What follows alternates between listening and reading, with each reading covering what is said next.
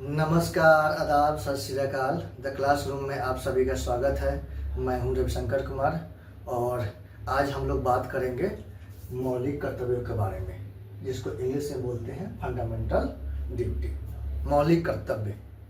और मैंने आपको बताया था इस लेक्चर के वीडियो में, उस लिंक को डाल दिया जाएगा। तो मैंने आपको बताया था कि मैं 2011 से लेकर के 2026 तक का जितने सारे PYQ है उसको सॉल्व करवाऊंगा। उसके बाद उस PYQ में जितने सारे टॉपिक्स पूछे गए हैं उस सारे टॉपिक्स को एक एक करके कवर किया जाएगा, चाहे वह हिस्ट्री से हो, ज्योग्राफी से हो, पॉलिटी से हो, इकोनॉमिक्स से हो, साइंस एंड टेक से हो, इन्वायरमेंट से हो, किसी भी सब्जेक्ट से हो, मैं सारे टॉपिक्स को एक एक करके कवर कराऊंगा। ठीक है, तो PYQ का एनालिसिस साथ में चल रहा है और साथ में अब एक एक करके टॉपिक्स मैं पढ़ाने वाला हूँ। ठीक है, कोई भी टॉपिक्स पहले आ सकता है, कि ऐसा नहीं है कि पहले ज्योग्राफी खत्म करूंगा तब हिस्ट्री शुरुआत करूंगा। बस PYQ में जो सारे जो भी टॉपिक्स आएंगे धीरे धीरे मैं उसको ख़त्म करते चलूँगा। ठीक है, तो क्रम कुछ भी नहीं रहा है कि हाँ पहले हिस्ट्री का टॉपिक ख़त्म करूँगी, पहले पॉलिटी ख़त्म करूँगा। ठीक है, जो भी आ गया उसको धीरे धीरे करके ख़त्म कर दिया जाएगा। ठीक है, तो अभी जो 2011 का PYQ एनालिसिस करवा रहा हूँ उसमें क्वेश्चन पूछा गया था मौलिक कर्तव्य से। तो क्वेश्चन नंबर 37 जो आएगा आपका लेक्चर में, उसमें देखिएगा कि मौलिक कर्तव्य से प्रश्न आया हुआ था। तो कहने का मतलब है कि सबसे पहले इसी टॉपिक्स को क्यों चुना हो। ठीक है, तभी वर्तमान जो सिनारियो चल रहा है, हर किसी का अपना एक कर्तव्य होता है कि उस कर्तव्य को जरूरी है निभाना। आपका अधिकार है, आप चुनाव जीत करके सत्ता में आए हैं, आपको मंत्री पद मिला है। ठीक है, तो आपका कर्तव्य बनता है कि जो आपका पद है उस पद का गरिमा को बनाए रखे, उस दायित्व को निभाए, उस कर्तव्य को निभाए। यदि आप उस कर्तव्य को नहीं निभा पा रहे हैं तो उसको आपको रिजाइन कर देना चाहिए, इस्तीफा दे देना चाहिए। तो अभी नीट का पेपर लीक हुआ था और उसकी वजह से बहुत से छात्रों ने सुसाइड कर लिया। तो इसकी रिस्पॉन्सिबिलिटी कौन लेगी?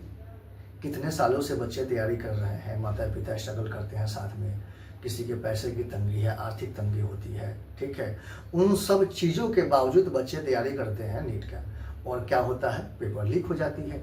जब पेपर लीक होती है, यह जो हमारे शिक्षा मंत्री है माननीय धर्मेंद्र प्रधान जी को, उनके कान में जू तक नहीं रेंग रही है कि जब आपसे एक शिक्षा व्यवस्था नहीं संभाली जा रही है, जब आपसे एक पेपर ढंग से आप नहीं करवा सकते हैं, तो आपका कर्तव्य बनता है कि आपको अपने पद से इस्तीफा दे देना चाहिए। ब्रिटेन में प्रधानमंत्री कितने बदल चुके हैं? लगभग 10 प्रधानमंत्री बदल चुके हैं। क्यों? क्योंकि वह ढंग से अपना काम नहीं निभा पा रहे हैं तो पद छोड़ दे रहे हैं। लेकिन भारत में एक शिक्षा मंत्री अपना ढंग से काम नहीं निभा पा रहा है तो पद नहीं छोड़ पा रहे हैं। ठीक है, और अभी जंतर मंतर पे बहुत से कार्यकर्ता, बहुत से छात्र, युवा छात्र वहाँ पे जाकर प्रदर्शन कर रहे हैं। हमारे जो सोनम वांगचुक सर है, साइंटिस्ट है, वैज्ञानिक है, वो भी वहाँ पे जाकर के अनशन पर बैठे हुए हैं, भूख हड़ताल। ठीक है, लेकिन किसी को कोई खबर नहीं है कि हाँ जाके हालचाल पूछ ले या इस्तीफा दे दे। तो इस तरह की चीज़ें हो गई है, इसलिए मैंने इस टॉपिक्स को चुना था। तो अब भाई ये कर्तव्य आखिर होता क्या है? ठीक है, तो मैंने बताया। तो जिस तरह मैं आपको इतना आसान भाषा में कर्तव्य समझाऊंगा, ठीक है, कि सारी चीज़ें याद हो जाएगी। बस आप बने रहना है कि एक एक टॉपिक्स को आसान भाषा में, एकदम आपकी भाषा में उदाहरण दे करके आपको समझाऊंगा।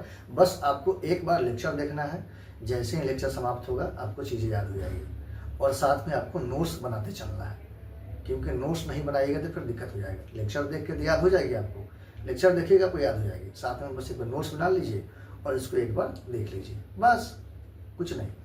ऐसे कीजिएगा तो 2027 का प्रीलिम्स आपको निकलने से कोई नहीं रोक सकता है। इसलिए जैसा कर रहा हूँ वैसा करते जाइए। ठीक है, बहुत आसान भाषा में समझाऊंगा मैं आपको। तो कहने का मतलब है कि कर्तव्य अभी मैंने जो बताया, जैसे कि एक पिता का भी कर्तव्य होता है।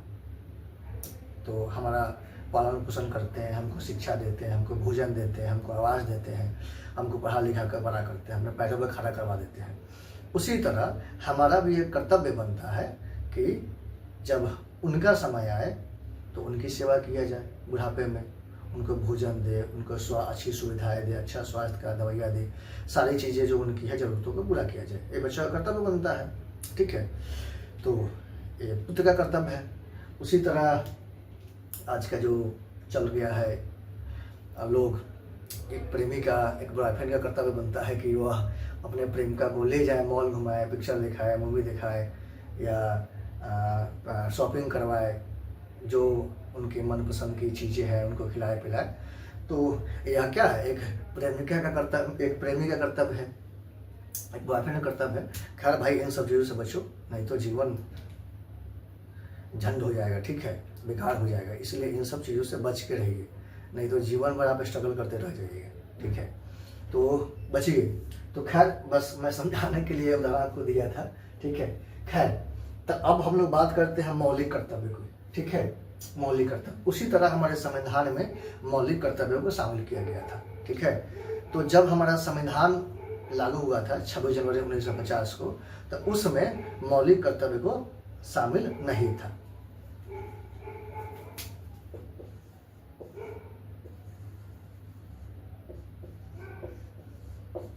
जब हमारा संविधान 26 जनवरी 1950 को लागू हुआ, तो उसमें क्या हुआ कि मौलिक कर्तव्य शामिल नहीं थे। तो क्या किया गया, इसको कब शामिल किया गया? तब 42वां संविधान संशोधन,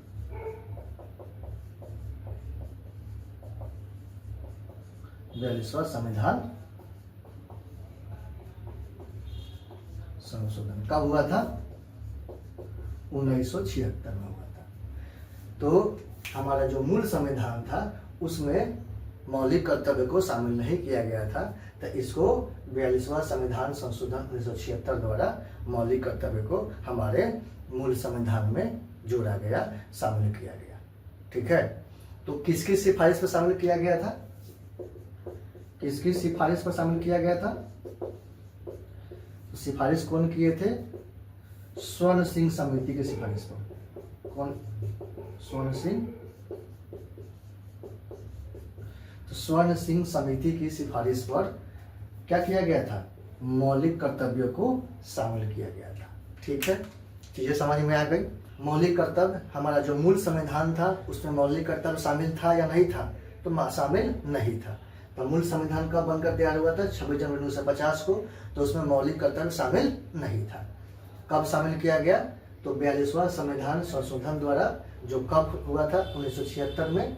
तो 42वां संविधान संशोधन 1976 द्वारा मौलिक कर्तव्य को हमारे मूल संविधान में क्या किया गया? शामिल किया गया था। और इसकी सिफारिश किसने की थी? तो स्वर्ण सिंह समिति का गठन किया गया था। कब गठन किया गया था? 1976 में ही। तो इन्होंने सिफारिश की थी, उसी सिफारिश के आधार पर मौलिक कर्तव्य को हमारे संविधान में क्या किया था? शामिल किया गया था, ठीक है। इतनी चीजें समझ में आ गई। अब हम लोग क्या करेंगे? स्वर्ण सिंह समिति से प्रश्न पूछे। हम लोग स्वर्ण सिंह समिति को देखेंगे कि इन्होंने क्या क्या सिफारिश किया था, ठीक है, क्योंकि इससे प्रश्न पूछते हैं।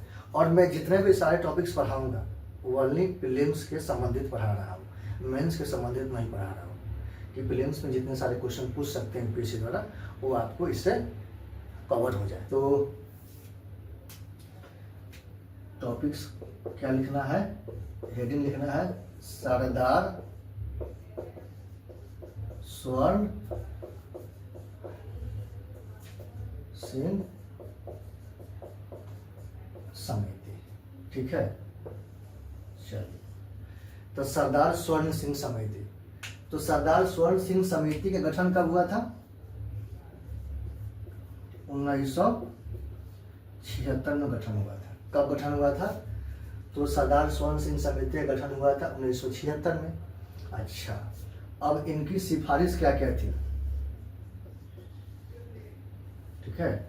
सिफारिश में क्या क्या था देखते हैं। तो सबसे पहले इन्होंने बताया कि पहला जो सिफारिश किया हुआ था, तो बताया कि जो मौलिक कर्तव्य है, ठीक है, उनका भी संविधान में एक अलग पाठ होना चाहिए।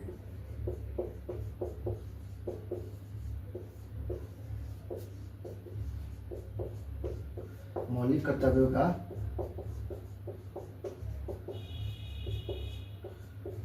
संविधान में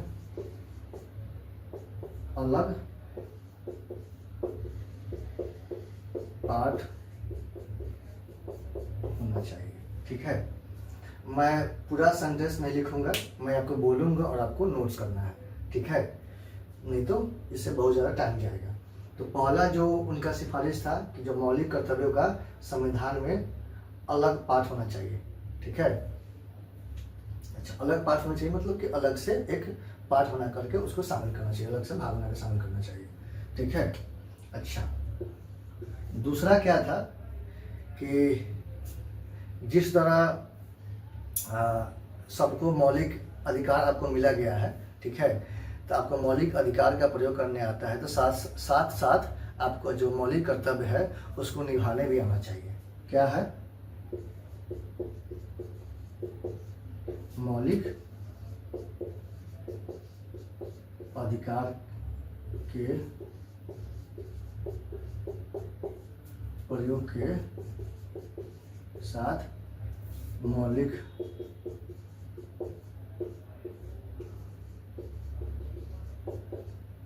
कर्तव्यों को निभाने भी आना चाहिए, ठीक है? मैं पहला क्या है कि मौलिक कर्तव्यों का संविधान में अलग पाठ होना चाहिए, मौलिक अधिकार के प्रयोग के साथ साथ मौलिक कर्तव्य को निभाने भी आना चाहिए। जो मुख्य रूप से थे यहाँ से जो दो वो थे, तो वो तो मतलब अगर आपको ना भी याद रहे तो कोई दिक्कत नहीं है। तो मेन जो है जो सरदार स्वर्ण सिंह समिति थी वह 8 वो मौलिक 8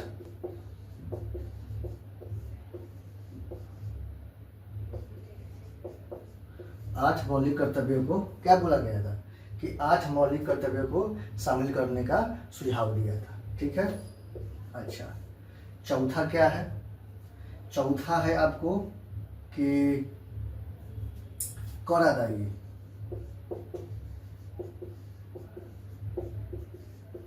मतलब जनता क्या करे कि कर जो है ना, जो हम लोग टैक्स देते हैं किसी चीज़ों पर, तो उसको जो कर अदायगी है उसको मौलिक कर्तव्य में शामिल किया जाना चाहिए, ठीक है? पांचवा था कि कोई यदि मौलिक कर्तव्य का हनन कर रहा है, हनन कर रहा है या उल्लंघन कर रहा है, तो उस पर क्या हो, आर्थिक दंड या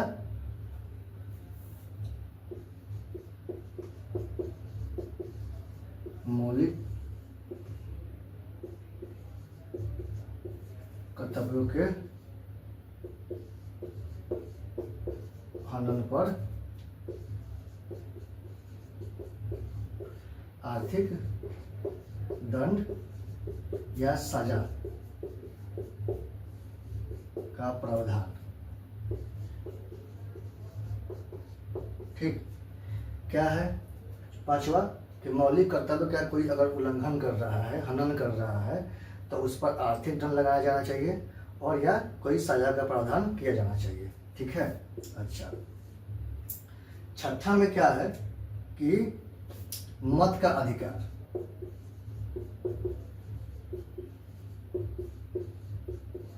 ठीक है? मतलब वोट देने का अधिकार। और यही सवाल पूछा था 2011 का जब PYQ क्वेश्चन नंबर जब 37 आएगा, उसमें आपको एक क्वेश्चन दिया है कि इसमें कौन सा मौलिक कर्तव्य शामिल नहीं है, चूज करना है आपको, ऑप्शन में दिया गया। तो जो मत का अधिकार है उसमें एक ऑप्शन में दिया गया था।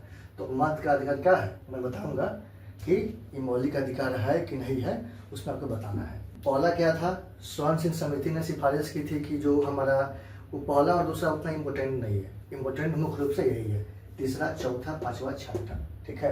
अगर वो आपको याद नहीं भी है तो कोई दिक्कत नहीं है। पहला क्या किए थे, सरदार स्वर्ण समिति ने कहा था सिफारिश की जो हमारा मौलिक कर्तव्य है उनके लिए एक अलग पाठ बना करके शामिल किया जाना चाहिए। दूसरा, यदि आपको मौलिक अधिकार का प्रयोग दिया गया है तो साथ में आपको मौलिक कर्तव्य का निभाने भी आना चाहिए। तीसरा, उन्होंने जो 8 मौलिक कर्तव्य को शामिल करने का सुझाव दिया था। कितने? 8 मौलिक कर्तव्य को शामिल करने का सुझाव दिया था। चौथा, कर अदायगी, ठीक है? कि यदि आप कुछ पैसे कमा रहे हैं, जो भी कमा रहे हैं, तो उस पर आपको टैक्स देना जरूरी है, ठीक है? कर दे, तो कर को भी मौलिक कर्तव्यों में भी शामिल करने का सुझाव दिया गया था। पांचवा, कि मौलिक कर्तव्यों के अगर कोई हनन कर रहा है, उल्लंघन कर रहा है, तो उस पर आर्थिक दंड लगाइए या कोई सजा का प्रावधान कीजिए। इस तरह का विचार उन्होंने एक सिफारिश कौन की थी? सरदार स्वर्ण सिंह समिति ने सिफारिश की थी। छठा क्या है? मताधिकार। तो एक चीज आपको इसमें याद रखनी है, ठीक है,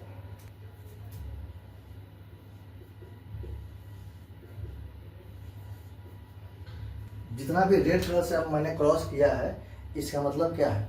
इसका मतलब यह है कि जो कर अदायगी है और मौलिक अधिकार के हनन पर जो आर्थिक दंड या सजा का प्रावधान का जो सिफारिश किया गया था, और मत का जो अधिकार है, इसको मौलिक अधिकारों में, मौलिक कर्तव्यों में शामिल नहीं किया गया था। इन सिफारिशों को मौलिक कर्तव्यों में शामिल नहीं किया गया था। अक्सर इससे प्रश्न पूछे जाते हैं, तो याद रखें कि सरदार स्वर्ण सिंह समिति की कौन कौन सी ऐसी सिफारिशें हैं जो उसको मौलिक कर्तव्यों में शामिल नहीं किया गया था। तो याद रखना है कि कर अदायगी को, दूसरा मौलिक कर्तव्य का कोई अगर हनन कर रहा है तो उसका आर्थिक दंड या सजा का प्रावधान, इसको शामिल नहीं किया गया, और मत का जो अधिकार है इसको शामिल नहीं किया गया। तो मत का अधिकार क्या है? हमारा मौलिक कर्तव्य नहीं है, ठीक है। तो जब मत का अधिकार मौलिक कर्तव्य नहीं है, तो जो क्वेश्चन नंबर 37 जब आइएगा उसमें देखिएगा तो वही हमारा आंसर होगा, ठीक है। इसको आर्टिकल 326 में इसका वर्णन किया गया। तो खैर इतना आपको याद हो गया, ठीक है। एक बार मैं रिकॉल कर लेता हूँ, ठीक है। तो मौलिक कर्तव्य को जब हमारे मूल संविधान में लागू नहीं किया गया था, तो कब लागू किया गया था, कब शामिल किया गया था? तब बाद में जोड़ा गया था। कब? 1976 में। कौन से संविधान संशोधन द्वारा? तब 42वां संविधान संशोधन द्वारा 1976 में हुआ था। मौलिक कर्तव्य को हमारे संविधान में शामिल किया गया था, ठीक है। और किसने सिफारिश की थी? तो 1976 में सरदार स्वर्ण सिंह समिति का गठन हुआ था। उन्हीं के सिफारिशों के आधार पर मौलिक कर्तव्य को शामिल किया गया था। उनकी सिफारिशों का मैंने बता दिया।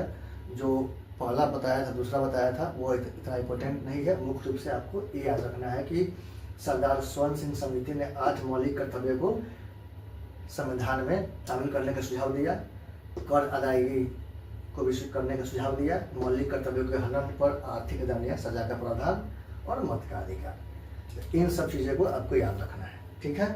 चलिए, एक चीज याद करनी है, जो हमारा मौलिक कर्तव्य है किस देश के संविधान से लिया गया था?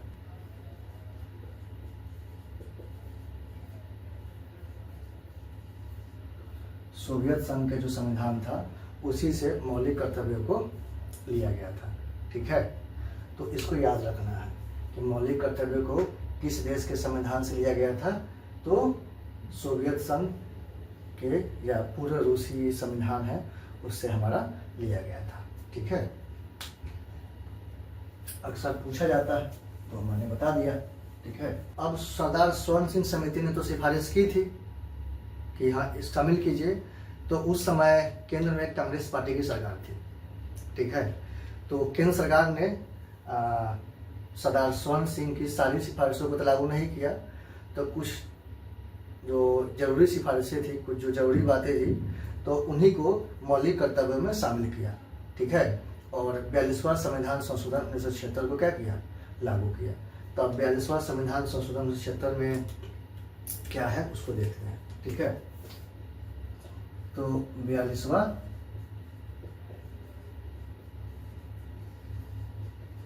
संविधान संशोधन 1976 क्या किया? लागू किया। तो इसमें क्या क्या शामिल था, क्या क्या जोड़ा गया संविधान में इसके माध्यम से? तो सबसे पहले भाग 4 क जोड़ा गया। क्या जोड़ा गया? भाग 4 क जोड़ा गया। अच्छा, उसके बाद क्या जोड़ा गया?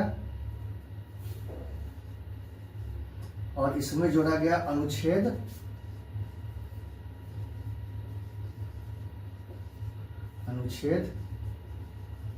51 क जोड़ा गया। याद रखें कि जब 42वां संविधान संशोधन 1976 लागू हुआ, किसको सिफारिश पर लागू हुआ? सरदार स्वर्ण सिंह समिति की सिफारिशों पर लागू हुआ। और भाग 4 क शामिल किया गया, जोड़ा गया। और अनुच्छेद 51 कब क्या किया गया, शामिल किया गया या जोड़ा गया। ठीक, अच्छा एक और चीज याद करना है, भाग 4 क है, ठीक है। अच्छा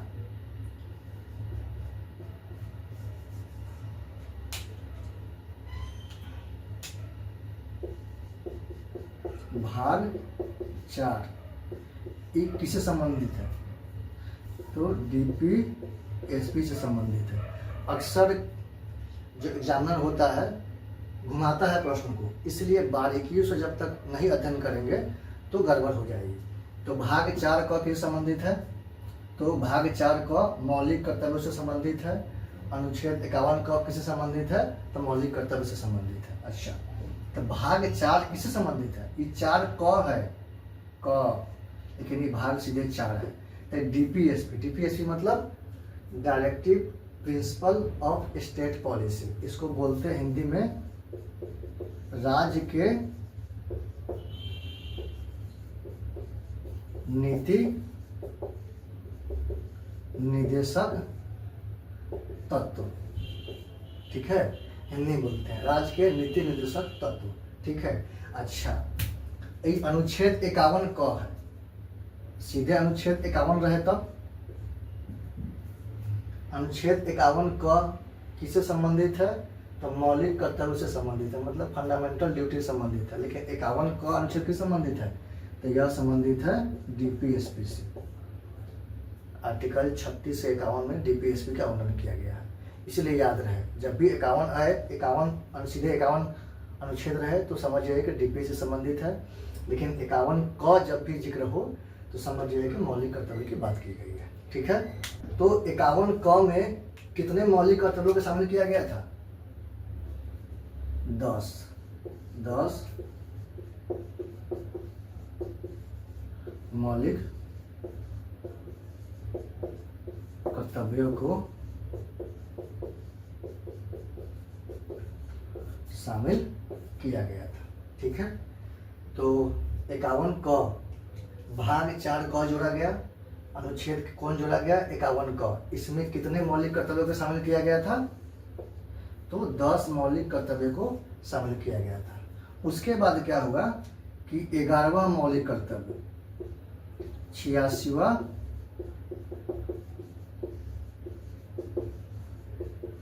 संविधान संशोधन द्वारा, जो कब हुआ था 2002 में, तो 86वां संविधान संशोधन 2002 द्वारा 11वां मौलिक कर्तव्य को शामिल किया गया। मतलब टोटल कितने मौलिक कर्तव्य हो गए, 11 मौलिक कर्तव्य हो गए, ठीक है। तो इसमें एक बार फिर से रिकॉल करते हैं कि 42वां संविधान संशोधन 1976 के द्वारा भाग 4 क जोड़ा गया, अनुच्छेद 51 क शामिल किया गया, और 51 क अनुच्छेद में कितने मौलिक कर्तव्य शामिल किए गए थे, 10 मौलिक कर्तव्य को शामिल किया गया था। और 11वां जो मौलिक कर्तव्य है वह 2002 में शामिल किया गया था। कौन सा संविधान संशोधन द्वारा, तो 86वां संविधान संशोधन द्वारा, ठीक है। तो इसमें था 11 जो मौलिक कर्तव्य था, 6 से 14 वर्ष के जो बच्चे हैं उनको शिक्षा के अवसर उपलब्ध कराना, यह किसका कर्तव्य है, माता पिता या उनके संरक्षण का कर्तव्य है। जब मैं मौलिक अधिकारों की सूची बताऊंगा तो उसमें इन सारी चीज़ों को शामिल करूंगा, इसलिए परेशान होने की आवश्यकता नहीं है, ठीक है।